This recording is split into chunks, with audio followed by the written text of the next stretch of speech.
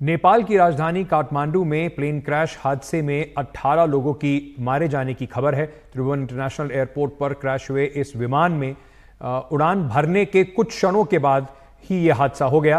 Crash हुए विमान में 19 लोग सवार थे। प्लेन क्रैश होने का सीसीटीवी फुटेज सामने आया है और शौर्य एयरलाइंस का यह विमान काठमांडू से पोखरा के लिए उड़ान भर रहा था। सुबह करीब 11 बजे काठमांडू से उड़ान भरते ही दुर्घटनाग्रस्त हो गया।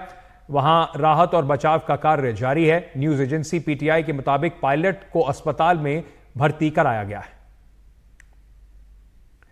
मेरे सहयोगी उमा शंकर सिंह इस वक्त हमारे साथ जुड़ रहे हैं। उमा, नेपाल में जो हवाई दुर्घटनाएं हैं या हवाई यातायात है उसको लेकर प्रश्न चिन्ह कई बार बनाया हुआ है, सुरक्षा को लेकर सवाल उठते रहे हैं, लेकिन ये बिल्कुल एक हैरत अंगेज तरीके से इसकी जो फुटेज है वो बाहर आई है। एक और हादसा नेपाल में।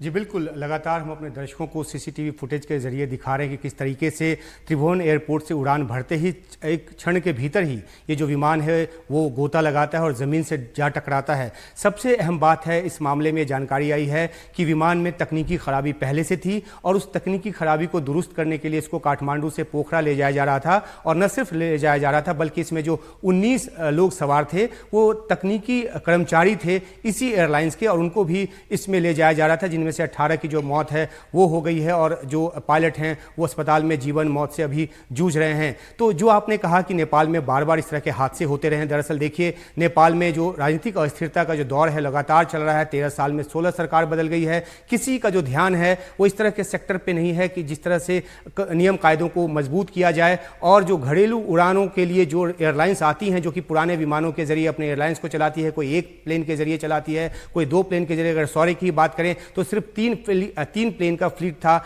जिसको कि 2020 में 3 फ्लीट का किया गया। और जो रखरखाव की जो कमी है वो साफ वहां से उसकी जानकारी निकलकर सामने आ रही है। तो इस सेक्टर में क्योंकि वहां पे पहाड़ी इलाका है, लोग ज्यादातर हवाई रास्ते से समय बचाने के लिए ट्रैवल करते हैं, लेकिन वो सेक्टर बहुत ही नेग्लेक्टेड है। सरकार का ध्यान नहीं है। रखरखाव की कमी के चलते पुराने प्लेन जो हैं वो अक्सर जो हादसे का शिकार हैं होते रहे। और इसी की बानगी एक बार फिर से देखने को मिली है जब एयरपोर्ट पर उड़ान भरने के साथ ही ये विमान जो है वो हादसे का शिकार हो गया। बहुत बहुत शुक्रिया उमा शंकर सिंह हमारे साथ ये जानकारी साझा करने के लिए।